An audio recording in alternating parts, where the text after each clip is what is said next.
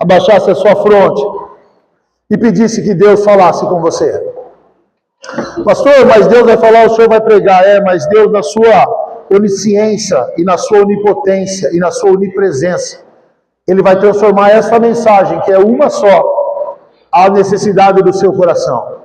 Todos nós chegamos aqui, entramos aqui com uma necessidade, ou seja ela de louvor, ou seja ela de súplica, mas diferentes necessidades.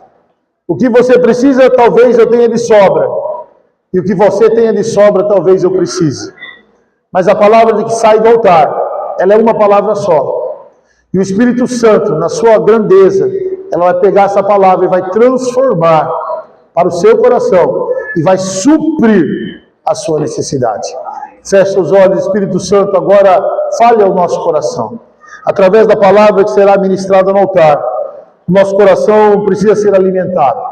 O Senhor sabe por que cada um desses irmãos vieram aqui. Nós temos um propósito maior, que é de adorar o Teu santo e poderoso nome. Mas sabemos que aquele que chega na Tua presença não sai vazio, não sai sem receber algo dos céus. Portanto, que esta palavra venha a ser transmitida e suprir a necessidade do coração dos Teus filhos. Fale conosco, em nome de Jesus. Amém. Amém, queridos? Quero compartilhar uma palavra de Deus que o Senhor colocou em meu coração, que está no livro de Efésios, capítulo 5, versículos 15 e 16. Palavra de Deus, carta do apóstolo Paulo à igreja de Éfeso, carta aos Efésios, capítulo 5, versículo 15 e 16. Diz o texto: portanto, vede prudentemente como andais, não como necios, e sim como sábios, remindo o tempo, porque os dias são maus. Amém? Portanto, vede prudentemente. Paulo diz assim: analise. Irmãos, é isso que eu tenho cobrado, isso que o Espírito Santo tem cobrado de mim, né? E automaticamente eu levo isso para a igreja. Que nós sejamos observantes às coisas que estão acontecendo. Que a palavra que seja pregada nesse altar não seja uma ordem explícita a qual você cumpre sem entender. Nós não podemos viver uma vida, nós não temos transformação se nós não entendermos o que Deus quer da nossa vida. Se você faz as coisas porque o pastor falou que tinha que fazer, você nunca vai mudar de vida. Porque você está sempre na dependência de alguém falar o que você tem que fazer. E você não entende. Se você foi para a escola e foi aquele aluno decoreba, sabe o que é aluno decoreba? Que ele lê as coisas e ele fica decorando, mas ele não tem uma linha de raciocínio, então ele tem que ter uma cabeça, um cérebro, um HD gigante, que ele guarde as informações e não esqueça. Mas quando ele entende o processo, quando ele entende como as coisas funcionam, ele tem mais facilidade de absorver aquele entendimento. Então o apóstolo Paulo fala assim: olhem, observem prudentemente, com prudência o que está acontecendo. Irmãos, nós não podemos ter os olhos fechados para o mundo que nós estamos vivendo. Nós não podemos não observar as coisas que estão acontecendo. Eu posso falar da minha vida, e você, da sua vida, nas áreas que você vive, nas coisas que você participa, como as coisas estão estranhas, como o mundo ele está diferente nas coisas. Você não pensava assim? Pelo menos eu pensava. Quando nós chegamos na pandemia, eu não imaginava o que seria a pandemia. Para mim, quando falava quarentena, na minha ignorância médica, para mim era 40 dias.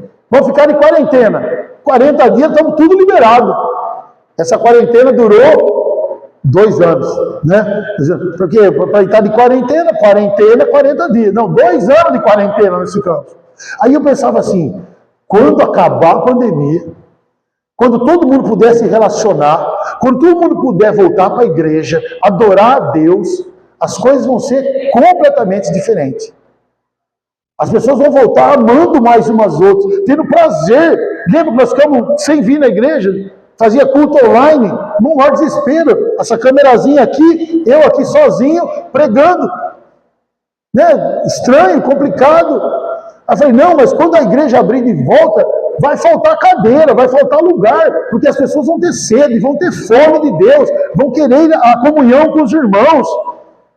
Eu mesmo pensava assim, quando puder praticar um esporte de novo, as pessoas vão praticar o esporte em harmonia, em amizade, não vai ter mais discussão, não vai ter mais briga, porque vão sentir falta dessa comunhão. Irmãos, a pandemia acabou, passou, a igreja, muitos não voltaram, ficaram, se dispersaram, o mundo virou um caos, aí cada um agora está querendo, parece, engolir o outro. Ficam pior as coisas. Eu acho que eu observei isso. Não sei se você observou isso. Que as pessoas, ao invés de o mundo, ao invés de melhorar pós-pandemia, piorou. Eu tenho vivido uma realidade onde trabalho no Conselho Tutelar, inúmeros problemas com as crianças, problemas que não existiam no meu tempo de criança. Problemas que não existiam. Ah, pastor, você é Conselho Tutelar agora, mas a gente tem todo o prontuário lá. Há 5, 10 anos atrás, 7, 8 anos atrás, não tínhamos as coisas que nós vivemos hoje. As dificuldades, os transtornos, os problemas que acontecem. Por que, irmãos? Então, o apóstolo Paulo está dizendo isso para os irmãos de Efésios. Portanto, vedem prudentemente como andais. Observem isso. E ele fala, não andem como nécios, como tolos, mas sim como sábios. Vejam, e não seja tolo de não entender o que está acontecendo, de não saber o que está acontecendo, mas com prudência, ande como sábios. E aí ele dá, finalmente, o recado que ele queria dar. O que você precisa observar? Por que você precisa ser sábio? E aí no versículo 16 ele fala assim, remindo o tempo. Remir, essa palavra remir significa resgatar, comprar de volta, aproveitar as oportunidades. Remir é isso. A palavra remir, ela significa que você deve aproveitar o tempo. Quando ele fala assim, remindo o tempo, o apóstolo Paulo está dizendo assim, usando as palavras do nosso vocabulário, do nosso dicionário, resgate. Irmãos, eu só posso resgatar aquilo que eu perdi. O apóstolo Paulo está dizendo assim, parem de perder tempo. A igreja, os homens, as mulheres de Deus, os servos de Deus, os jovens, os adolescentes, parem de perder, prestem atenção, parem de perder tempo. Nós estamos perdendo tempo, precisamos resgatar o tempo. Comprar de volta, que remir também significa. E esse comprar não é uma questão financeira, mas é uma questão de investir no tempo perdido. E finalmente, a palavra, a definição que mais fica encaixada no nosso pensamento é aproveitar a oportunidade. Nós precisamos aproveitar melhor as oportunidades de tempo que o Senhor está nos dando.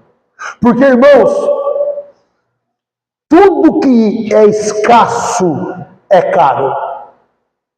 Tudo que tem pouco é caro. Se a coisa tem pouco e é não renovável, é mais caro ainda. Então, como que se obtém o valor de algo?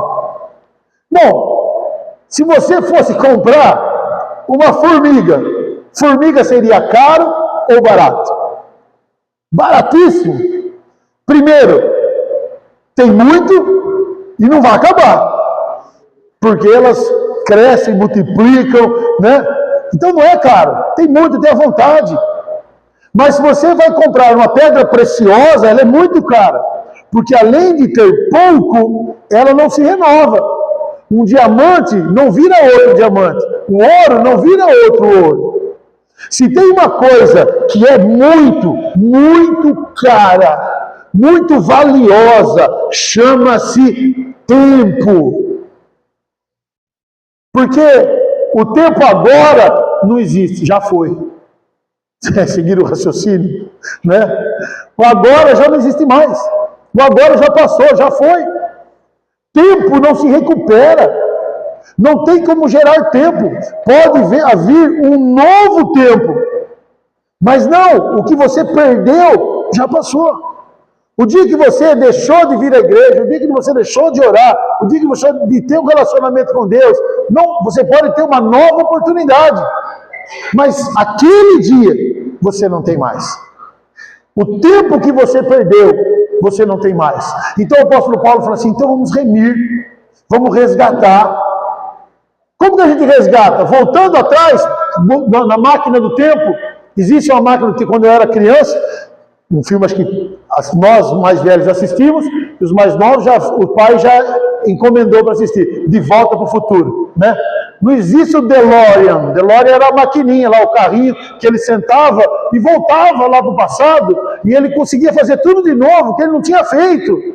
Isso não existe. O tempo passado passou. Então, resgatar o tempo, remir o tempo, não é voltar para o tempo e fazer aquilo que eu não fiz. É aproveitar o tempo atual, esse tempo que vai daqui adiante, até quando Deus me der, para fazer aquilo que eu já devia ter feito. Isso é remir o tempo. É isso que ele ensina. Então faça a partir de agora o que você devia ter feito lá atrás. Que você perdeu, que você jogou fora, que a gente não aproveitou. E aí algumas pessoas elas ficam chorando. Existe uma expressão muito interessante, né, irmãos? Falam que a voz do povo é a voz de Deus. Já é uma besteira falar isso. Mas alguns ditados populares são interessantes da gente conversar. Tem um que diz assim, que nós não podemos chorar o leite derramado. Já derramou. Mas dá para você ferver um novo leite e não deixar derramar. Não adianta você ficar assim, se quando eu casei, se quando eu tivesse 18 anos, se quando eu tinha 15 anos, quando eu trabalhei em tal lugar, se eu tivesse feito isso, não, já foi. Se eu não tivesse gastado, se eu não tivesse bebido, se eu não tivesse fumado, se eu não tivesse saído, se eu não tivesse, já foi. Mas nós podemos, de hoje em diante, ter uma nova vida em Cristo. Remindo o tempo. Remindo, resgatando o tempo, mas não voltando atrás, fazendo uma nova história, fazendo uma nova vida. Essa é a oportunidade, só Deus nos dá essa oportunidade. Mas aí ele explica, remindo o tempo porque os dias são maus. Pastor, são maus, né? O senhor viu que crise, como estão as coisas, como estão complicadas. É briga, é guerra. O senhor assiste o Datena, o senhor assiste o Jornal da Tarde, está ruim mesmo, pastor. Não é isso que o texto está dizendo, não é sobre isso que o texto está dizendo. Porque quando o apóstolo Paulo está dizendo, não tinha esses jornais espetaculosos, né? Não tinha essas notícias, a notícia não chegava entre as pessoas. Mas lá na época do apóstolo Paulo, se nós lermos todo o texto, nós vamos entender que os dias maus são os dias que o diabo roubou o nosso tempo. O que o diabo quer fazer, irmãos, é com que nós joguemos aquilo que é de mais precioso fora. O diabo, ele é um ladrão, porque ele veio para roubar. E ladrão bom, e ele é o melhor dos ladrões, ele vem roubar o que nós temos de mais precioso. E o que nós temos de mais precioso não são as nossas finanças. O que nós temos de precioso não são as nossas roupas, as coisas. A coisa mais preciosa que Deus nos deu é o tempo. Tempo de vida. E não tem como a gente comprar um dia. Não tem como a gente comprar um segundo. Ele quer roubar o nosso tempo de relacionamento com Deus. Por que não? E por que não tira a minha vida? Por que não vai tirar? Ele só não quer que você tenha esse tempo se relacionando com Deus.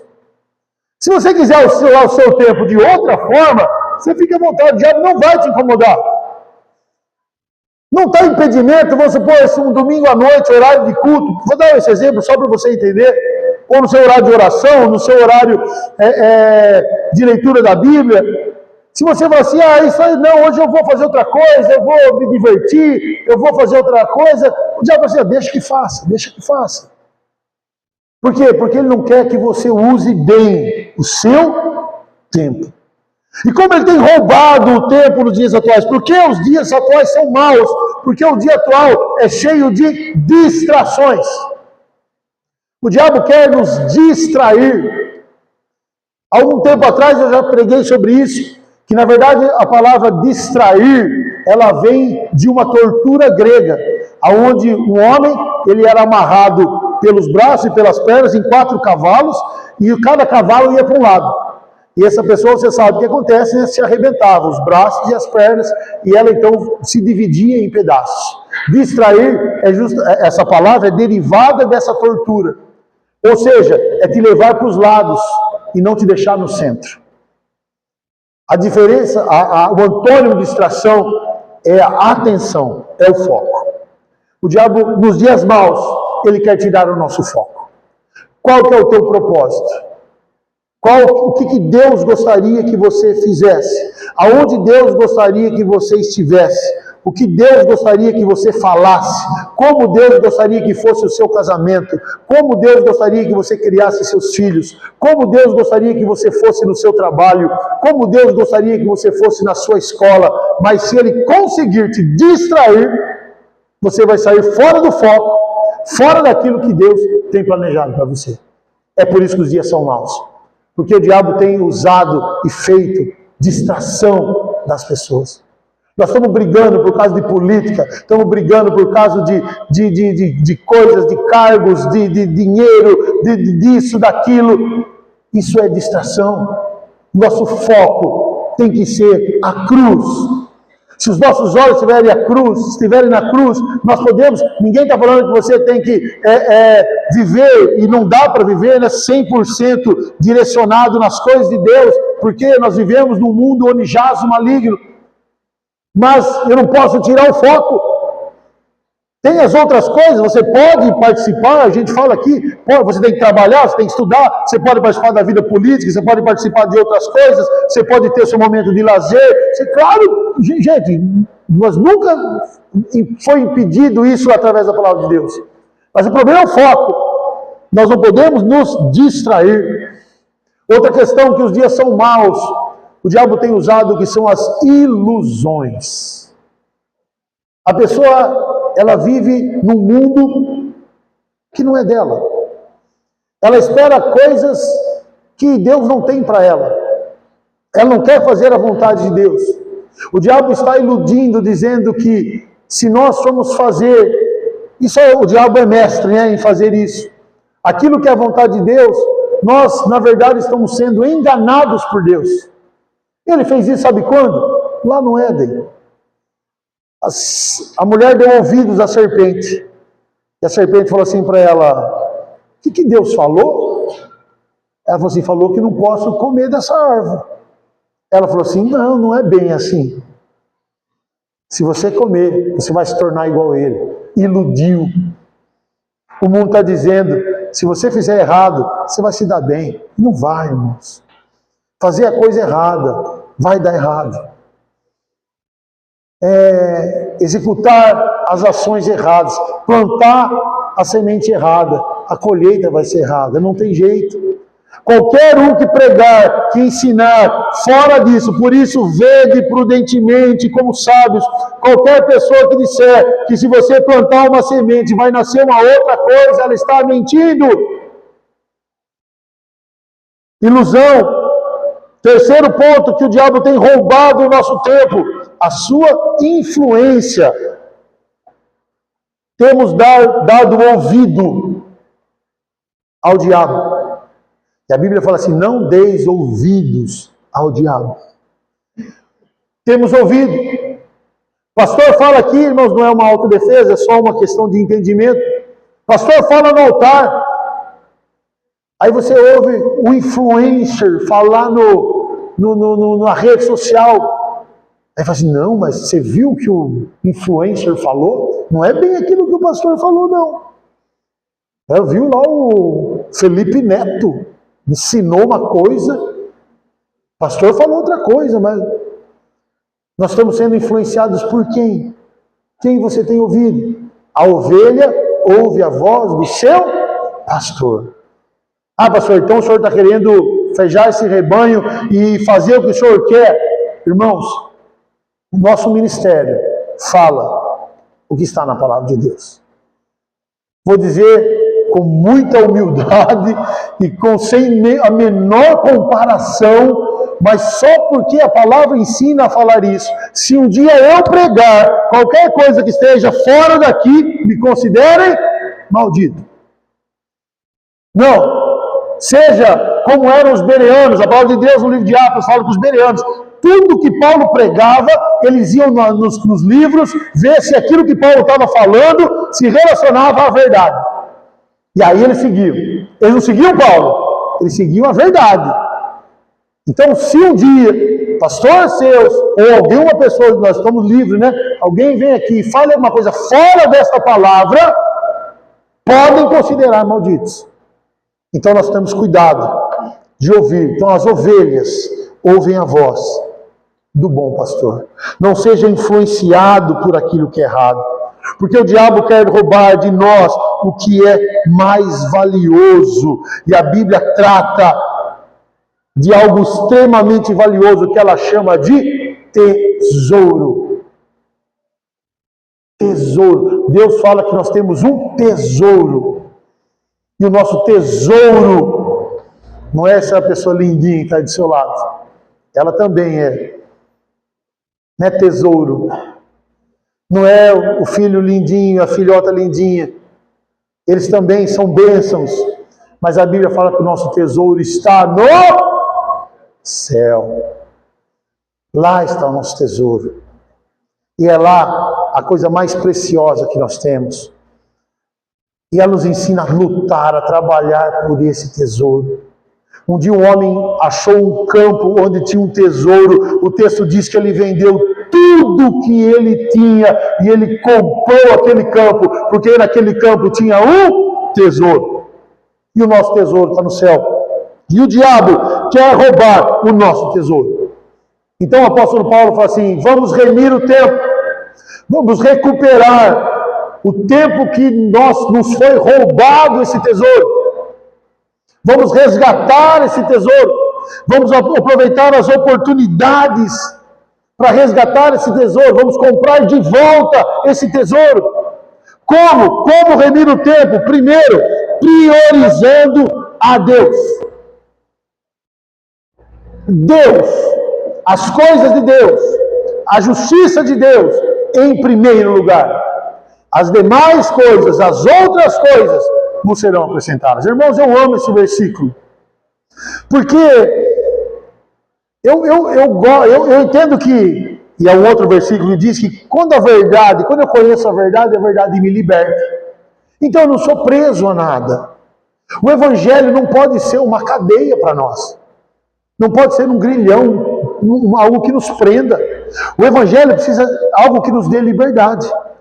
Só que se eu pegar só esse versículo, e a Bíblia ela é um contexto de versículos, ela é um grupo de livros, ela não é um versículo isolado, quando eu falo que eu tenho liberdade, eu vou querer fazer o que bem entender. Mas não, olha o que o texto diz. Se eu buscar em primeiro lugar o reino de Deus e a justiça de Deus, as demais coisas vão me ser acrescentadas. Então se Deus for a prioridade, eu vou ter o meu tesouro. E aí eu vou ter sabedoria para fazer as outras coisas. Aí eu posso trabalhar, aí eu posso me relacionar, aí eu posso viver, aí eu posso me divertir, aí eu posso, por quê? Porque a minha prioridade é Deus. Eu coloquei Deus em primeiro lugar, as coisas de Deus em primeiro lugar.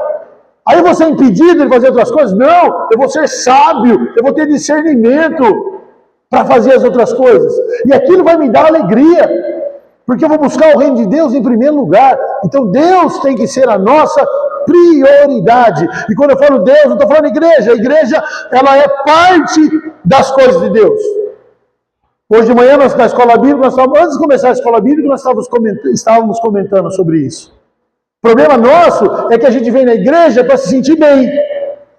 E aí a gente quer o louvor que nos agrada, a palavra que nos agrada, a oração, a ministração que nos agrada. E muitas vezes não é bem como a gente queria. Aí que está o erro. Porque quando a gente vem na igreja, a gente vem para adorar a Deus. Por isso aqui chama-se culto. É culto a quem? Se chama culto. Nós estamos cultuando quem? Você, eu? Você veio aqui para me cultuar?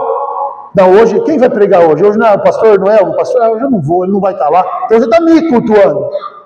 Não, você saiu da sua casa para cultuar a Deus.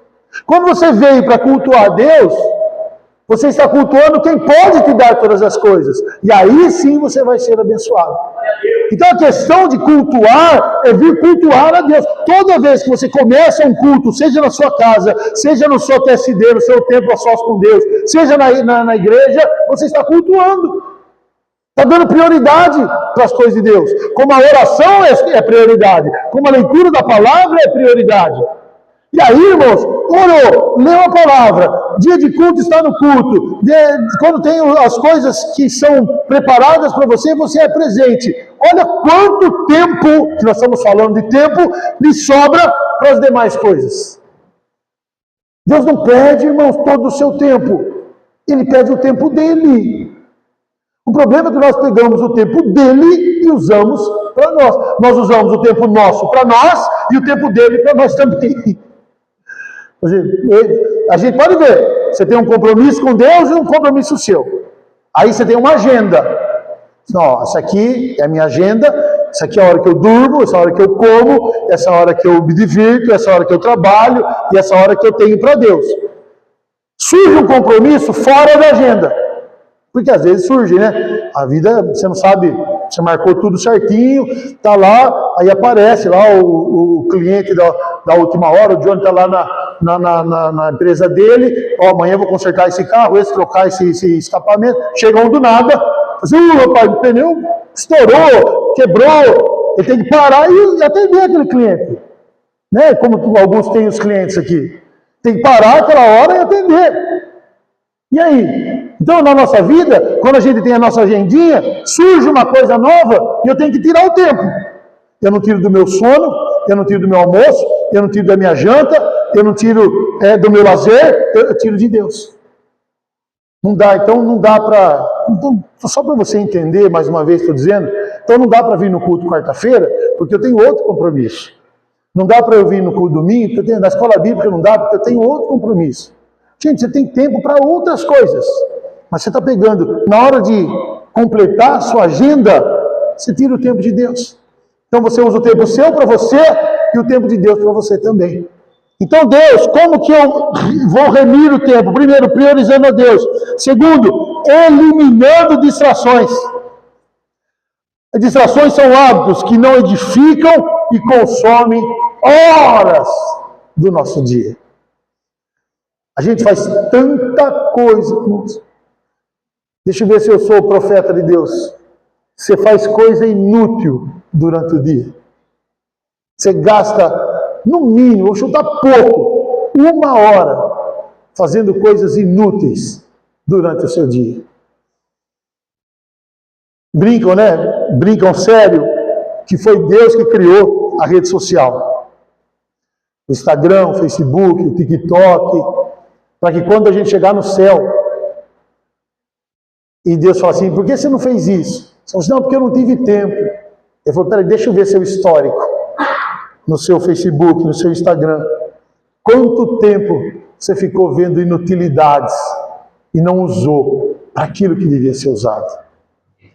Vai pegar seu histórico no streaming, quantas coisas você assistiu, quantas coisas você viu, que não edificaram você. Mais uma vez estou dizendo, irmão, não é proibido, não é, mas primeiro de Deus. Não deixe que as distrações te tirem da presença de Deus. Como remir o tempo? Buscando servir, ao invés de buscar ser servido. Irmãos, muito tempo da nossa vida nós perdemos buscando que os outros nos sirvam e isso não deu certo.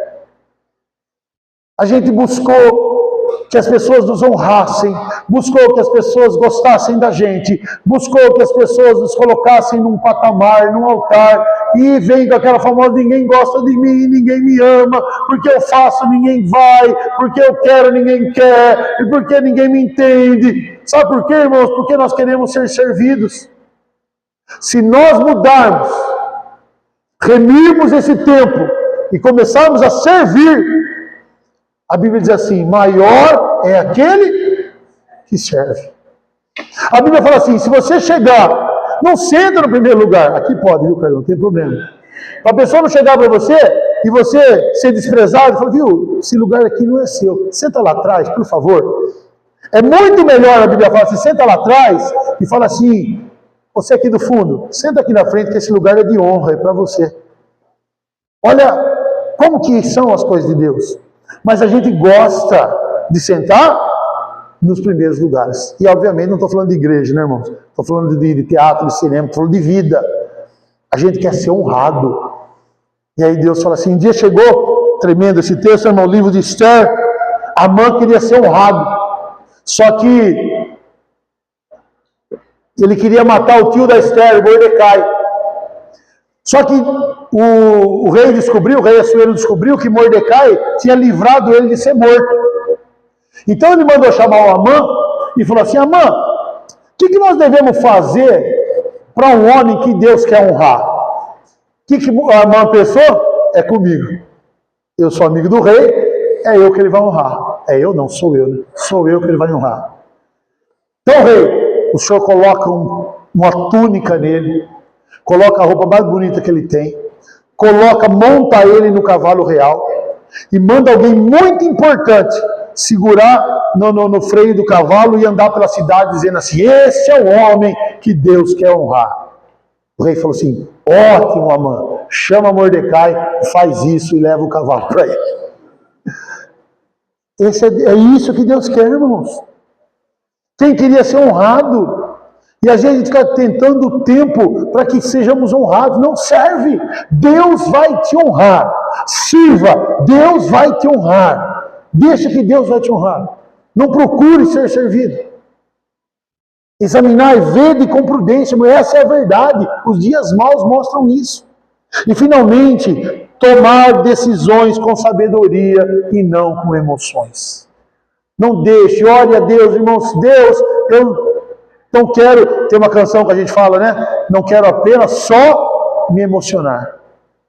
Igreja não é um lugar só para termos emoções, é para termos Espírito Santo agindo em nós. Que as nossas emoções sejam tomadas pelo Espírito Santo. Eu falo assim, irmãos, os irmãos da igreja já me ouviram falar, outros que estão aqui talvez não tenham me ouvido. Eu falo assim: você tem que sair da igreja, irmão, nem que for com raiva do pastor. Não do pastor eu, né? Mas da palavra que ele falou assim: nossa, hoje ele pegou no meu pé. Hoje o pastor pregou para mim. Olha que honra, irmão. Todo mundo sentado aqui e uma pregação própria para você, não é para sair feliz? Nossa, hoje o pastor pregou para mim. Foi uma lambada, uma pancada, mas foi para mim. Né? Não, irmãos, não é emoção, é o Espírito.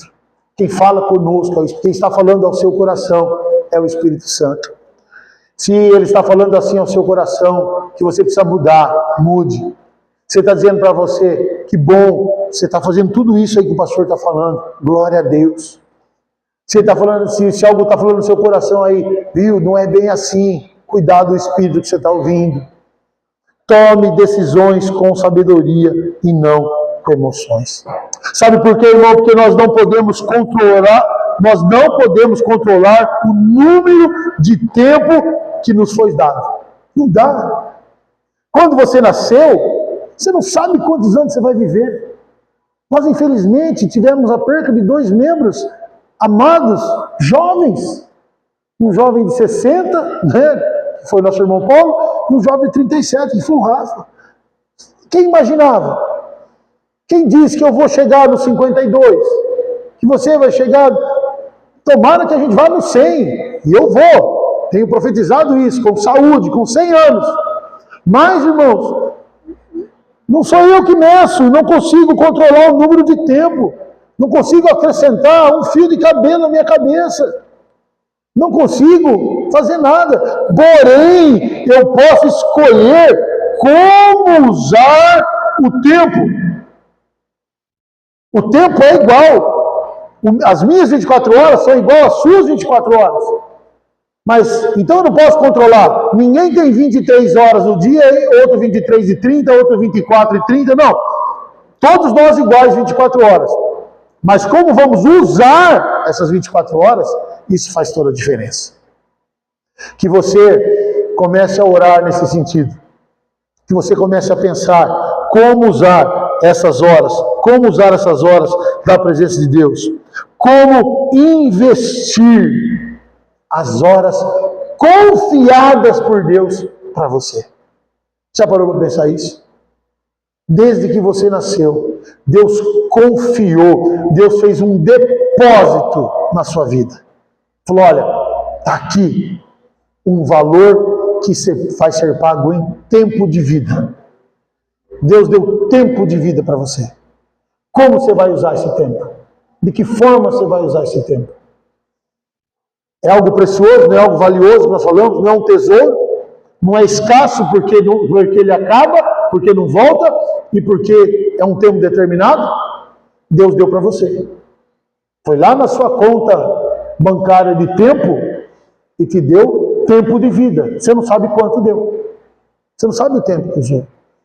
Então você valoriza. Mas nós vivemos o tempo, irmãos, como alguém, e agora vamos fazer uma correlação para você entender, alguém que tem muito dinheiro, infinito, e ela pode gastar à vontade.